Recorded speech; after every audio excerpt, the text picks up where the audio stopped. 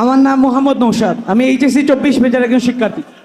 আমার প্রশ্ন হচ্ছে যে আমাদের সবসময় ছোটবেলা থেকে বলা হতো education is the backbone of a nation, শিক্ষায় জাতির মেরুদণ্ড। কিন্তু আমি বলতে চাই, আমি 18 বছর ধরে, টোটাল 12 বছর ধরে যে এডুকেশন সিস্টেমে আছি, তা কখনোই শিক্ষা জাতির মেরুদণ্ড হতে পারে না। আপনি দেখেন একটা জিনিস যে প্রত্যেকটা সময় আমাদের ইসলামের প্রত্যেকটা থিওরি নিয়ে এত কনফিউশন কেন? কারণ এই যে 12 বছর ধরে আমি পড়তেছি, 25টা সূরা আমার মুখস্থ নেই, 25 জন নবীর নাম আমি বলতে পারবো না, 25টা হাদিস আমি শুদ্ধভাবে বলতে পারবো না। এটা কারণ কি?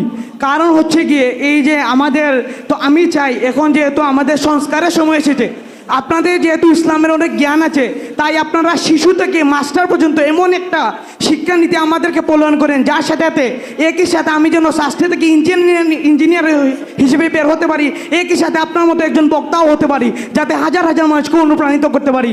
আমার আপনার কাছে আকুল আবেদন, আমি এরকম একটা শিক্ষা ব্যবস্থা চাই, এইরকম একটা শিক্ষা ব্যবস্থা চাই আমি। ঠিক আছে ভাই, ধন্যবাদ।